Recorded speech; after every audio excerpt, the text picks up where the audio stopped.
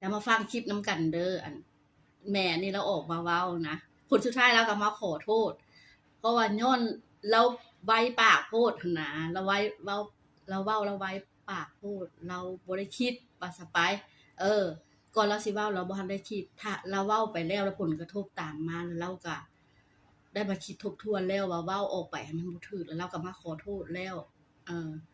แล้วแต่สังคมสิให้อภัยเราเนาะมาฟังคลิปนี้กันเด้อโนตายย้อนฮีกับตายย้อนค่อยพ่อแม่เลี้ยงมาดีบ่เคยตบบ่เคยตีบ่สุดท้ายมาตายย้อนฮีกับย้อนค่อยพี่น้องปากคอคิดเตือนสติตาผู้ใดสิตายแบบนางอันนี้นะระวังตายย้อนฮีกับตายย้อนค่อยพี่น้องสีเป็นก็เป็นสีบ่เป็นก็ตาย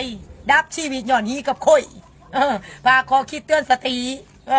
ถ้ามึงสีเป็นนะน้องมึงบ่ตายดอกอีหลาผู้เขาสีเป็นกับผ้าหางผ้ามีผ้าหลามผ้ารวยอันนี้มึงสีบ่เป็นเนาะฮีน่ะมันใส่เป็นประโยชน์ใส่บ่ถึกที่ใส่บ่ถึกเวลาบ่ถือกะละเทศะบ่สุดท้ายกันดับสิพี่น้องบ่ได้ว่าผู้ใดดอกเนาะพาข้อคิดเตือนสติสังคมกราบขอโทษสังคมข้าพเจ้าหลงผิดวอนสังคมจงอโหสิกรรมให้ข้าพเจ้าเพราะว่าข้าพเจ้าน่ะหลงผิดไปแล้วขาดสติย้อนเสพข่าวโดยที่ข้าพเจ้าน่ะขาดสติลินโซเชียลเกินไปเฮ็ดให้ข้าพเจ้าหลงผิดด้วยคำเว้าบ่สุภาพแต่เจตนาดี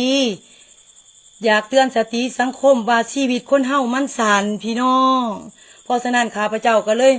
มาขอกราบขอโทษที่ข้าพเจ้าบ่ได้เจตนาสิไปพาดพิงถึงครอบครัวผู้ที่เสียหายกราบ10 นิ้วขออโหสิกรรมให้ข้าพเจ้าในการผิดครั้งนี้ข้าพเจ้าบ่ได้เจตนามุ่งร้ายกับครอบครัวผู้ที่ถือกระทบ